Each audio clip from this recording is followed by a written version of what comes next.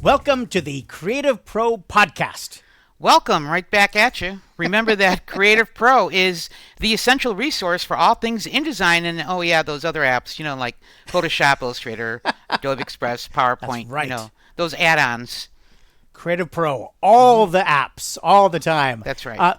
We should mention that this episode is sponsored by PageProof, which is an online proof and review, commenting review tool, which is awesome. Very and awesome. We're going to talk about them more a little bit later on. That's right. It's so much fun to be back on the air with you, David. It's been a while. It has. A few months, I think. I know. I love it. I love that we get to do this again. Yeah. Here we are. We are going to, actually, because it's been a while, Yes. I'm thinking that some people might be new to the CreativePro podcast. Okay. Or they may not know who we are. And Well, the fact that's true. that we've been doing this podcast for 20 years. Right. And so I thought maybe we should just start by introducing each other a little bit. Okay. Well, we haven't been doing the CreativePro podcast for 20 years. We've been doing InDesign Secrets podcast, which changed to CreativePro this summer. Exactly. A few months ago as we record this. And exactly. So, David Blatner is the CEO of CreativePro.com and all of the wonderful things that CreativePro does. He's also the publisher of CreativePro Magazine, and he's a true mensch in the best spirit of the word. David's one of my best friends, and I'm so grateful that we've been good friends for so many years, a couple decades at least. We've written a book together. We've done dual presentations together. And now we're back doing the CreativePro podcast. I love it. I am so glad that we get to keep doing this. Anne-Marie Concepción is also known as Her Geekness, who's been doing this kind of thing, helping people learn how to use these tools for 35 years. That's right. And doing amazing work. Anne-Marie started with this fax newsletter. Remember fax machines? Yep. It was called the Flash Fax. I love this. And you have just kept at it.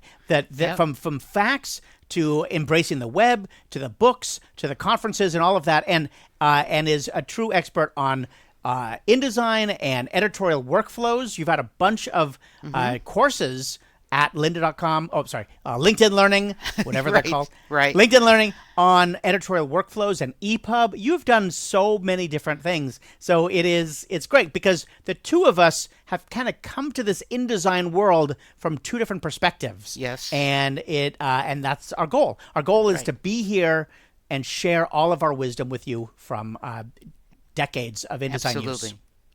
Yeah. Okay. So what are we going to talk about today?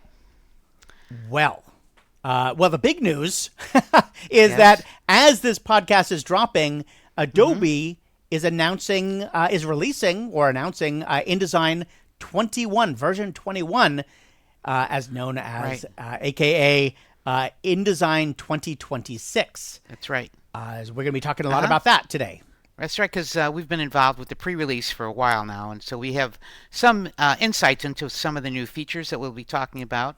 And it's kind of exciting, I'm glad that there's a new release. That's good. And there's some good stuff. There's some really good stuff. So stay tuned for that. What else? What are we talking about? We'll be talking about some events like the dual presentation that you and I did for the LA IDUG, which is the InDesign user group based out of LA, but really is kind of like an international InDesign user group. Yep. They're one of I think the only one or one of the few that are left, and they had their 20th anniversary earlier this month, and you and I were the featured presenters. I think, weren't we the featured presenters for the 10th anniversary? We could have been. And then they brought us back for the 20th anniversary. It's really amazing to think about how we've been using this tool for so many years. But the InDesign user group, and that's part of the change, is they're going from the Los Angeles InDesign user group to LA InDesign user group, which they started to talk about as the last Adobe InDesign user group, to now they're just the InDesign user group. They are the group on the web internationally. And if you're not familiar with the InDesign user group, you should be. So we'll put links in the show notes. That's right. To go check them out. But look, the events are free. The information on there. because they're based in LA, when we would go to Max, sometimes they would time their in-person meetings for Max, and you and I and Nigel and other people would speak in front of their group. But during COVID, they went to Zoom, just like many other user groups and other organizations did. Yep. And they've stayed on Zoom, which opens it up really to the entire world to see. That's right. To see the presentations, to ask Q&A. They give out prizes, just like a face-to-face one. Yeah. It's pretty cool. It is really cool. And they get so many great speakers. Yes, they do. I'm not talking about us. I'm talking about other speakers. They get so many really fascinating speakers talking about a wide array of InDesign topics. Definitely check that out. The InDesign user group. Everybody should be checking that. If you're listening to this podcast, then you should probably be part of that group. That's right. It comes down to that. Absolutely. The other thing that is going on is Max. Right. So again, we're recording this before Adobe Max, but it comes out during Max. And so, That's right. So what are you doing at Max, David? I'm doing I'm doing a big pre-con, so a full day pre-conference lab. Wow. Which is just tips and tricks, like 6 or 8 hours of InDesign tips and tricks. We're just going to try and melt everybody's brains. I'll and then I'm doing one session. I'm also doing a tips and tricks session later on. And you're doing a lab too, right? I'm doing a lab called Mastering Layouts, Tips and Tricks from an InDesign Geek. And they started out with 2 of the labs, repeated it once, and then they added a 3rd instance, and they added a 4th instance just last week. Oh my gosh. And the 4th one is almost all signed up too. And each lab holds about 100 people. So there's a lot of people who are interested in mastering InDesign layouts. So I guess I should start getting some content ready for them, a little nervous. No, I put it all together. You can see the description on the Max site. And the problem is that unless you, at least for labs, the labs are not recorded. So if you are not going to Max in person, you won't be able to see David's all-day lab or my lab. Right, but you will be able to see my session. That's right. You can see his tips in the and next tricks session. Probably in the next couple weeks, Adobe will put those sessions. They usually do. I guess I can't promise they're going to, but they usually put those sessions up on their website. So they do. As soon as we have that, we'll throw that in the show notes as well. That's right, along with the other InDesign sessions, all 2 or 3 of them, or however many there are. There's some good ones, though. There's some good ones. Yes, Erica Gamut's going to be there. That's right. I think Nigel's going to be there. There's going to be some good sessions there. There's some good sessions, yeah. Okay, so there's one other thing that just happened, which I just want to share because it's it's not. I mean, it's event related. Okay. And that is that I just got back from Nashville, Tennessee. Where Marcy and our AV guy Mike and I did a site inspection of the hotel where we are going to be doing Creative Pro Week 2026. Cool. Next June, end of next June, June 29th to July 3rd in Nashville, Tennessee. And I just have to say, it is so fun. The hotel, excellent. I think it's the nicest hotel we've ever been at, honestly. Wow. It's really pretty, great food, great. I mean, it's just the whole hotel is really upscale. So that kind of makes me happy because it's kind of fun, kind of fun to be in that environment. Yeah. But also Nashville itself. I mean, Nashville's a great city. It's a great city, and we're just like a couple blocks away from that main downtown drag where they're having live music. It was really fun to walk down there, like all day long, live music, and there's bars and there's restaurants, and it's really fun. So I just wanted to share. It's really a delight. That's looking forward to that. And there's one other thing that's really fun. Yeah. Hatch Show Print. You know that the letterpress, internationally known letterpress, has their museum and their workshop. It's literally like 2 blocks away. So we're gonna try and work out some kind of deal with them, so you can go down and maybe do a letterpress thing. It's gonna be fun. So sounds great. It's really neat. Nashville's going to be great. So Creative Pro Week, if you don't know about Creative Pro Week, check it out, creativeproweek.com. 5 days of intense stuff, lots of InDesign for 5 days, plus Photoshop, Illustrator, PowerPoint, Acrobat, and the other stuff. So check it out. It's going to be awesome. Cool. Okay. Now, yes. Let's turn our attention to the big news, which is that we have this whole new version of Adobe InDesign 2026 to jump into. And as I mentioned, we've been using 2026 for a while as part of the pre-release program. Yep. And we want to share what we've learned so far and what you have to look forward to. So what's the first thing that you might notice with 2026, David? Well, the first thing you might notice when you launch is they've done some work on the home screen. This is not the most exciting thing that they've added, but they're adding... Here's the thing. Adobe is really, really focused on getting the world to think about... To stop using InDesign and other tools just like on your computer. Just on local, right. On your local computer, and start thinking in terms of the fact that you're part of a cloud system. Right. And so there's a lot more focus on where your cloud documents are and how do you interact with them and what are you sharing your cloud documents with other people in one way or another, or downloading them temporarily. So there's a bunch of stuff now, and they also added this feature which I think showed up in Photoshop first, called projects. Right. Which, I think it's in Illustrator too. Oh, is it in both? Probably. Right. I have not completely wrapped my head around this because no, we were just talking before the podcast started that, look, neither of us are cloud-based users. We're trying. We're giving it a good faith effort, but it's really hard to shift away from the files are on my hard drive to files are out in the cloud somewhere. I know. And the unfortunate thing is that there are a lot of InDesign users who aren't allowed to use the cloud. Right. They can't even use Adobe fonts. Right. So I can feel them now leaning forward and pressing fast forward in the podcast to see what else we're going to be talking about. But, rest assured that you can still, of course, use InDesign as before on your desktop. And there's new features for all those users too. Yeah. But you will, don't be spooked when you start it up and you see all this, suggestions that you save your files to the cloud, or there, you can, in the home screen, kind of like the Creative Cloud application on the left, there's a sidebar that says your files and files shared with you and projects, which we're still trying to figure out what the benefits of projects are. I'm sure that there are some benefits, but we haven't figured that out yet. Right. I mean, I think that the goal, it's basically folders, right? They're folders where people can share similar assets, the InDesign, Illustrator, Photoshop files, colors, all of that stuff can be shared inside a project. So you think projects in InDesign will be not just InDesign files, but also Illustrator and Photoshop files? Oh, yeah. Yeah, all of the cloud-based files like that could be put inside a single project out there. But what I haven't wrapped my head around is how is that different than a regular folder? Or how is it different from Creative Cloud Library? Creative Cloud libraries you share and are synced. But you can't save documents, even cloud documents. You don't save into a Creative Cloud library, so that's a different thing. That's true. Listen, but moving on. Okay. The other thing about this home screen, which I love that you pointed this out, is there's this one of the things on that home screen is templates. Yeah, I got so excited when I saw templates. Yay, we're going to have a bunch of InDesign templates, and no, they're not InDesign templates. They're Adobe Express templates.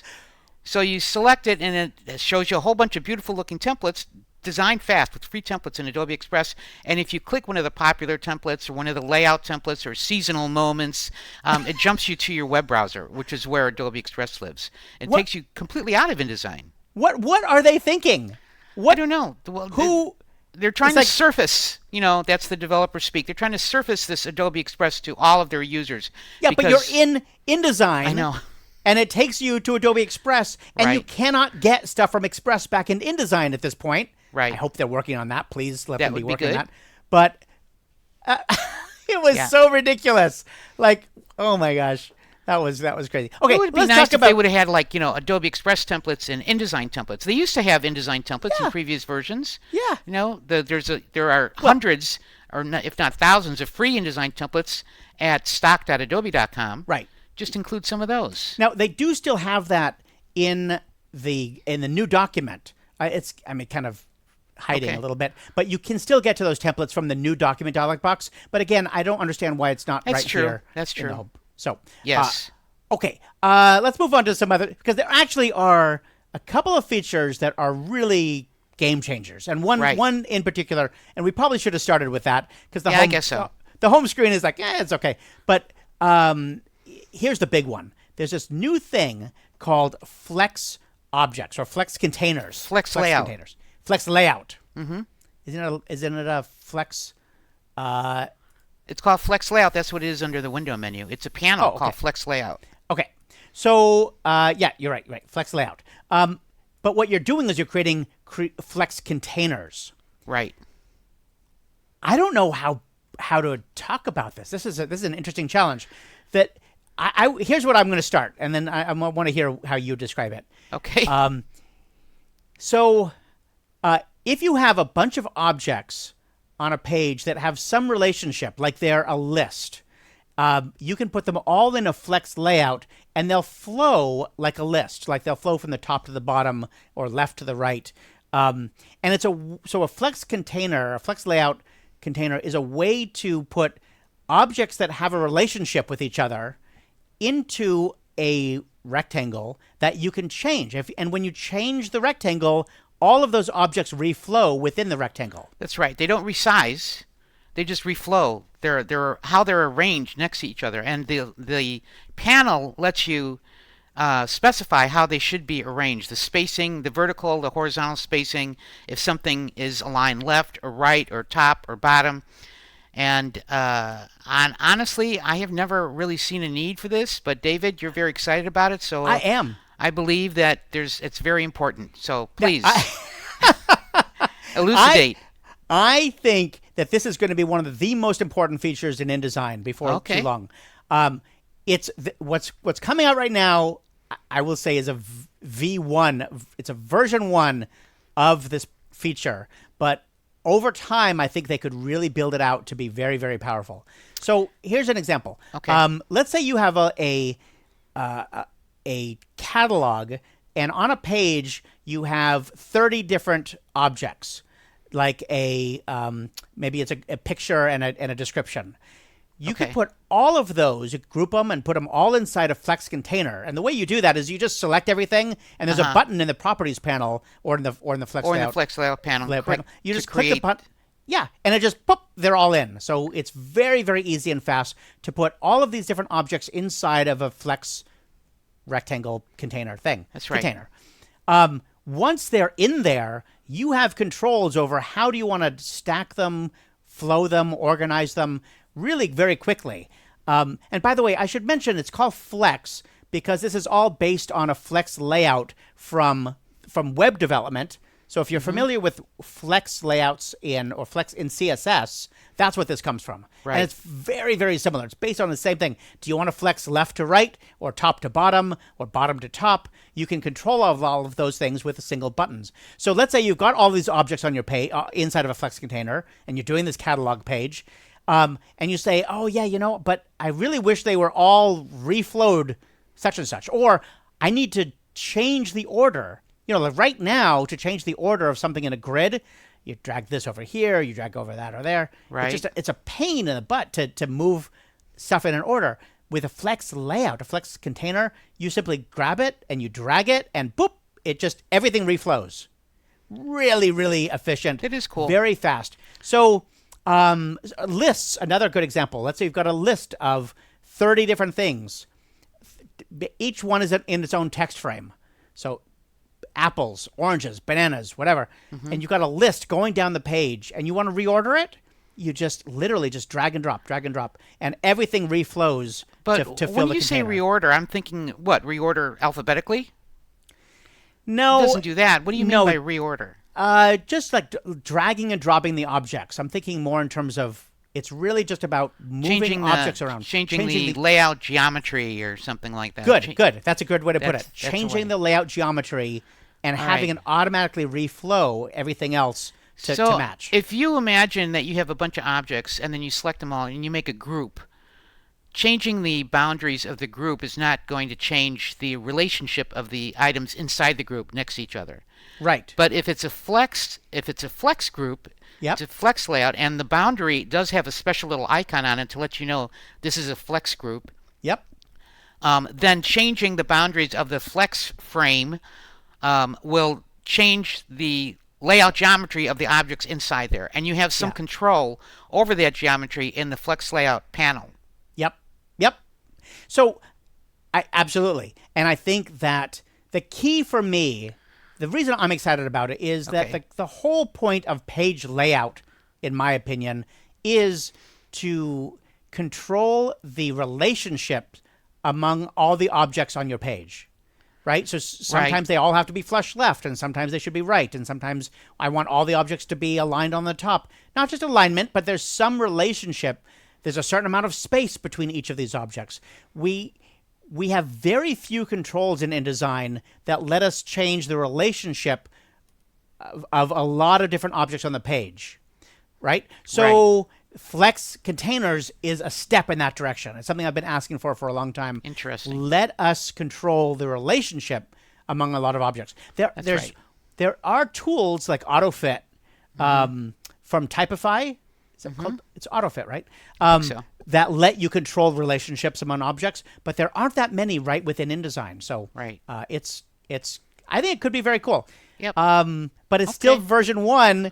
And here's what I'm afraid of. I'm afraid that people are going to use it and go, yeah, I don't see the reason, and they'll just never use it again. I think this is one of those things that you're going to have to force yourself to look for reasons to try it. Right. And then over time, as the feature gets better, we're going to get hooked on it. And because it's a new feature, they have a button, which I just found, when you open up the Flex Layout panel for the first time, and it'll say like, hey, this is Flex Layout. You want to try it? And you click the button that says try it. Then it opens up a new document with different objects that are arranged in a Flex Layout that lets you play around with the stuff. So you don't have to build from scratch and try to figure it out for yourself, which I thought was kind of nice. That's a great... I don't have that. Where's that button? Well, I don't have it now anymore, but the first time I opened up the Flex Layout panel, it appeared. Dang. Okay, well, I'm going to have to go... I'm going to have to quit. Maybe reset my preferences or something. That's really cool. Yeah. That's a great idea. I think that's a great way to create more discoverability and help people learn how to use the features. Okay. That's funny. Thank you for letting me know that you saw that. Okay. What else is new in InDesign 2026? Well, they took something that was only in a beta release and they added it to InDesign 2026, and though it's still beta. Yeah. And that is they call it InCopy on the web. Terrible name. And it's a terrible name because it's not InCopy, and I'm, queen of InCopy, and InCopy lets you do all sorts of amazing things that this feature does not let you do. Yeah. But it does let you do something that a lot of users have been asking for, which is to allow people to edit the contents of your InDesign layout. Like a client needs to, update phone numbers or the time for an upcoming meeting, or an editor wants to rewrite a paragraph. You don't have to like InCopy, it will allow them to actually get into that InDesign document and edit the content on the web. They don't need to own InDesign. They don't even need to have a Creative Cloud subscription. All they need is an Adobe ID, which is free for anybody.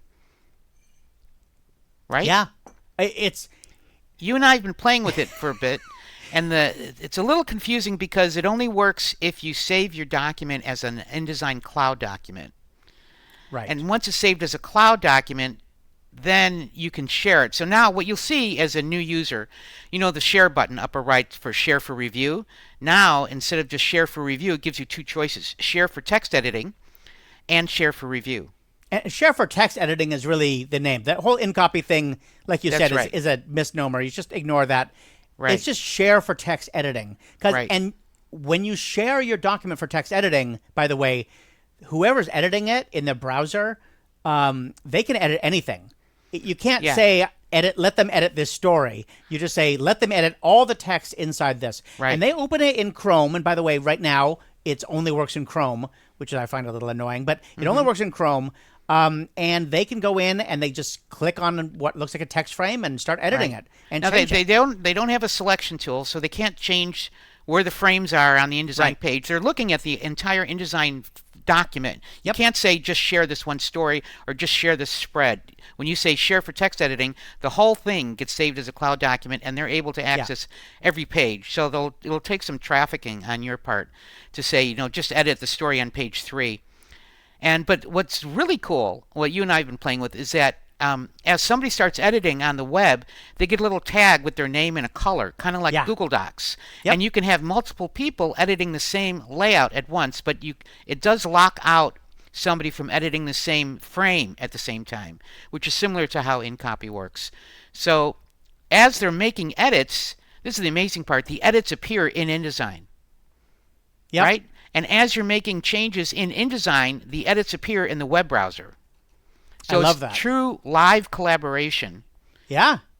I'm very impressed. I think it's really that real-time collaboration could be really helpful because you could be working literally. You can't work on the same text frame like you said; it's locked out. But you could be working on two different stories, or you and I could be editing something, and we could be on a call here, and I could be saying no, I don't like that. Now I don't know, but I think that in the future they actually want it to be more like Google Docs. That's the way the world is going. Yeah. Everybody wants true collaboration so that you and I could actually work on the same story at the same time. Right. It doesn't do that yet, but I'm hoping that we're going to see that in coming years. It does save your changes as you go, so you don't have to worry. Just like Google Docs, it's one of my favorite features. It just saves as you continue. Yes. Although I will tell you, I'm a little sloppy with my hands sometimes, and I find myself like hitting Command or Control W accidentally, and I've become very used to InDesign saying, "Are you sure? Do you want to cancel? I mean, do you want to close the document or do you want to save?" Interesting. And now, so if you're using either this InCopy in the web or regular Cloud Docs, it's all being saved on the fly, and so it just closes the document. Right. So I keep closing documents accidentally, where I don't know why. It's just maybe I've got that nervous tick in my left hand. So you have to be a little careful. Documents could just disappear accidentally. Not disappear, but close accidentally. Right, you're working on something, suddenly they close, and you're like, how do I get it back? So that's definitely part of the learning curve of using cloud documents. How do you get things back? Because we're so used to things being on our hard drive, and you just root around in the Finder or in Windows Explorer and double-click it again to open it. And it's not quite the same with cloud documents, which again is part and parcel of live collaborative editing. Right, or you're like with Google Docs. I just keep all of the windows open. I just have like 50 Google Docs open at the same time. Well, you can always go to Google Drive, and then they're all listed there. But then you have to find them, and it's anyway. Now we digress. Point is this share for text edit. The share for text editing, very cool. It's a step. It's still beta. So one of the things that happens when you, as Anne-Marie said, when you share, it's actually duplicating your document. It's not working on your original document. It's duplicating your document and putting it in the cloud with this new INDDL file. And so everyone's editing that. And then you can't get it. Here's the part that confuses me. I mean, like when we do that, but we're still seeing their edits in the InDesign document that's open on our hard drive. But what you're seeing is actually not the one on your hard drive anymore. We're seeing the INDDC. INDDL. Right, and I think they said that's temporary.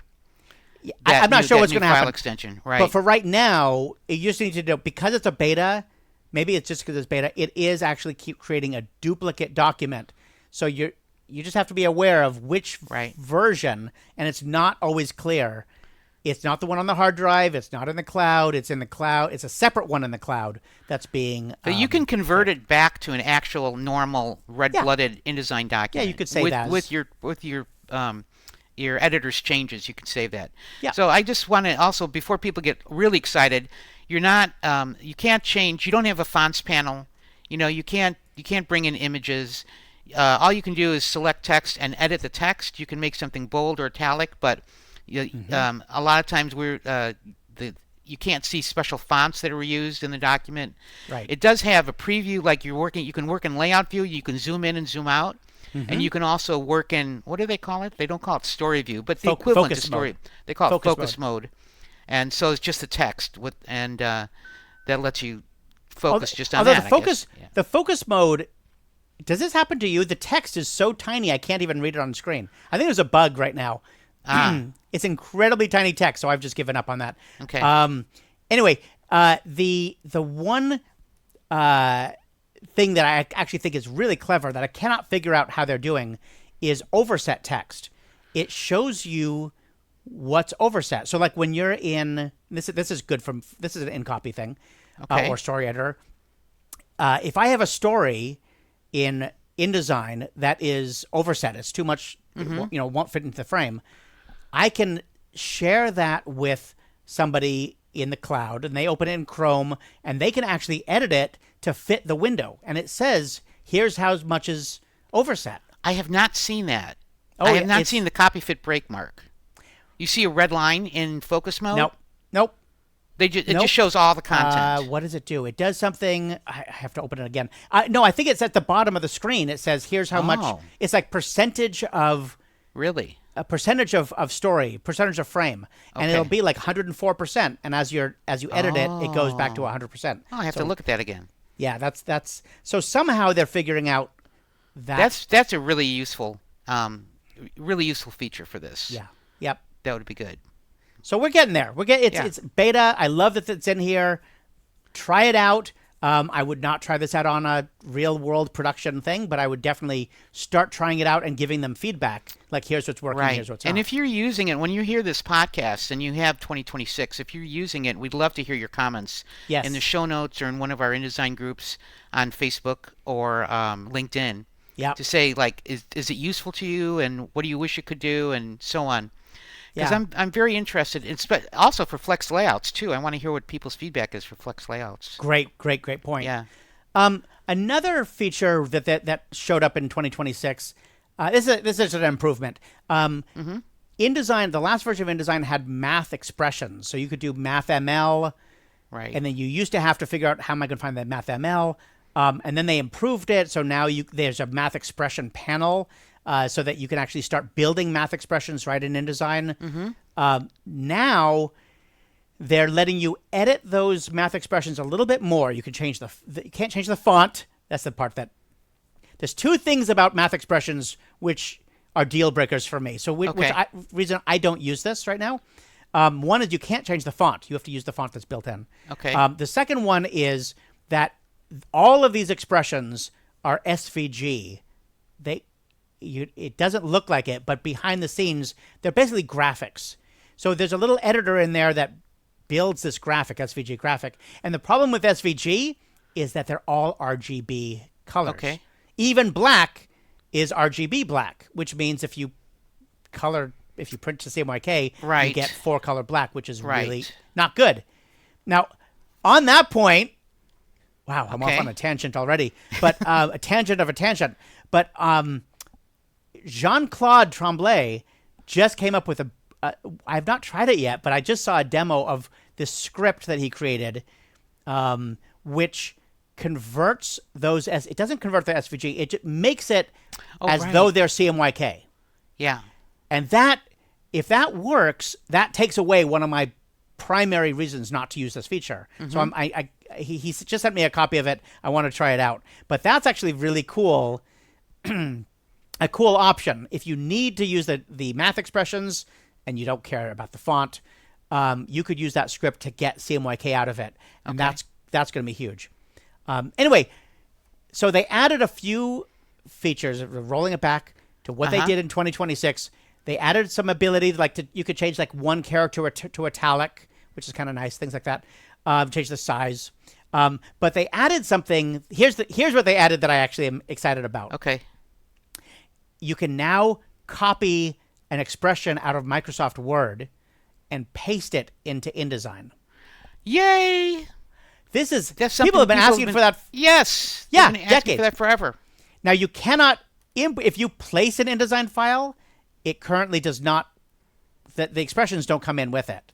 Those are all broken. So that's kind of a bummer. But you can you go into Word and you select it. One expression that was made with its little expression builder. You can select it, copy it, go to InDesign, and you have to make sure nothing is selected on the page. You just deselect everything and paste, and boom, you have a math expression. Right. And it looks almost identical. It's really dang.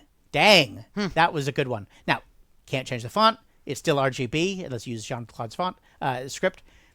But it's a step forward. That is a good step forward. Gotta say. That's going to be a good one. Okay. Good. One step at a time. Anything else they changed in No. I see you mentioned something about that they added something to the taskbar, but I have not been able to see that. Do you see it on your install? Yeah. The context bar.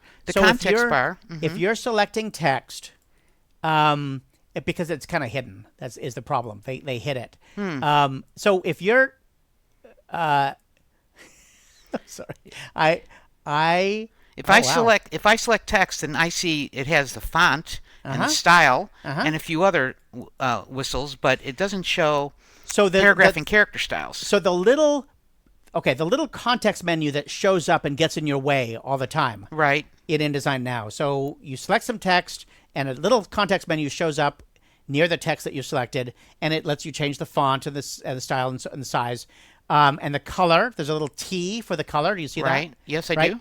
And then also you can change the alignment. Oh, one more over. I see. One more over. A little T with a little icon, and the tooltip is paragraph and character styles. Right. And it makes no sense because the tooltip looks like it's changing the fill and stroke color, doesn't it? It does. I mean, not the tooltip, but the icon. Right. The icon is same as the hollow square and a bordered square. So it looks like you're going to change the text color with that little pop, but it's not. They had the intern do the icon. They had this problem every once in a while. Yes. Come up with an icon for paragraph and character styles, and it's just totally the wrong icon.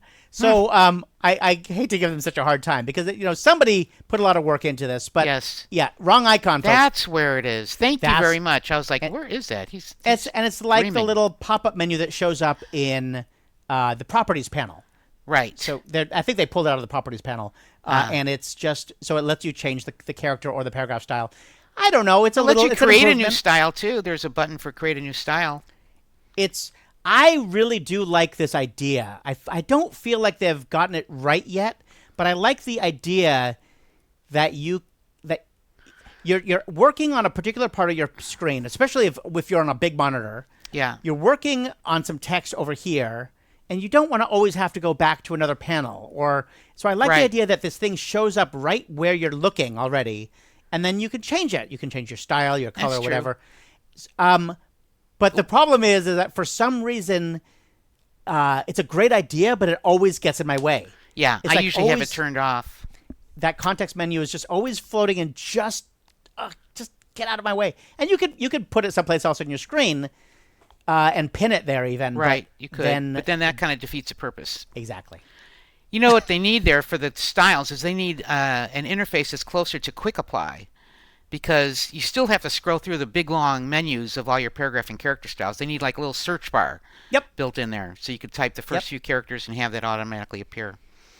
Why don't they listen to us about what they should be doing? What's the problem with them? You think by now they'd know. That is a different topic. They did add new stuff to the context bar, to the floating context bar, and nothing wrong with that. If you're a fan of the context bar, you're going to like that. Now you can quickly find and apply styles directly from it. So the big stuff is Flex Layout, in copy on the web, beta, still in beta, and they added that copy paste expression and the Adobe Express templates. Don't forget that. That's the big one. They'll lead with that at Adobe Max, I'm sure. That'll be during the keynote. Right. We have now added. Right. There you go. You can make a social media post in a completely different application right from InDesign. Oh my God. Okay, moving right along. All right. What else? Oh, well, go ahead. No, really. You go ahead, please. Please. I just want to talk about our sponsor. Please. Okay. Please. Our sponsor is PageProof.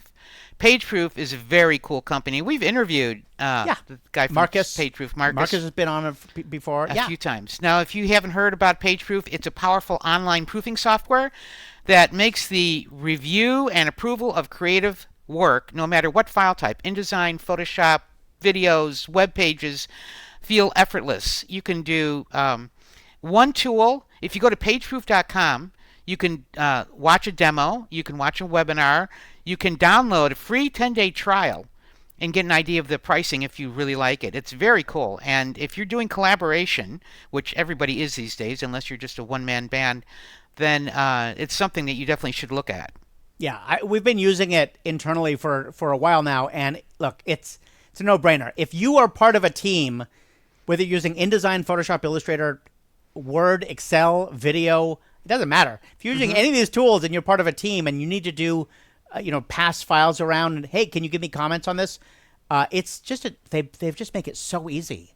so dang easy. So it's really worth taking a look at. It is the tool that I would recommend for doing any kind of comment and review and approval process on the web. So it's great. Check them out at pageproof.com. All right. Okay. What about some news? Oh, yeah. All right. Well, we've talked about Creative Pro Week. Right.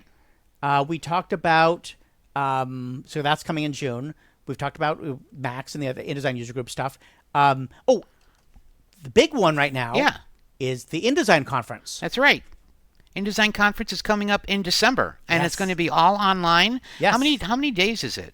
4 days. 4 days of an online conference. That's amazing. You can choose, You can choose which. You can go to 4 days or just some days. They would just look to see which one is Anne-Marie speaking at, and then just go to that date. Yeah, do that. All right, yeah, but sign up for the other ones because you get access to all the videos and handouts for a full year, right? So because a lot of people are like, well, I can't go every day. That's fine. Don't go every day.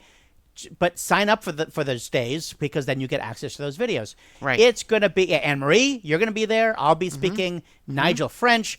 Russell Veers, Eric Bart Vandeville. Bart Vandeville is going to be there. It's going to. Lori Rulin is there. Jason Hoppy, Mike Rankin.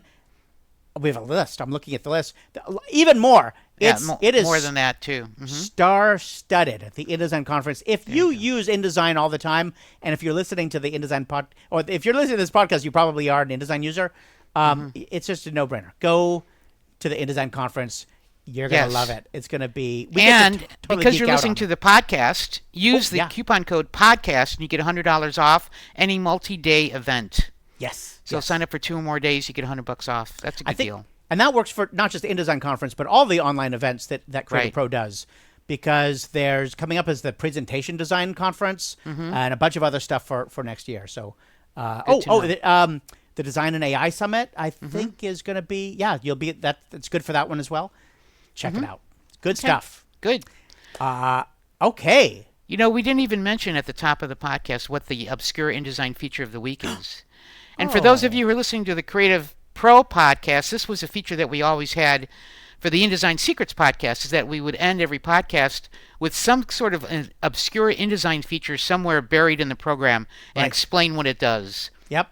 So, of course, we have to come up with an Obscure InDesign Feature of the Week, and we also have a echo effect. It's Obscure InDesign Feature of the Week. Yeah, there you go. And what is the Obscure InDesign Feature of the Week this week, David? This it is emit CSS. That's right. So it's a sound. It's like if you have a big rubber ball. CSS, emit. Right. Emit.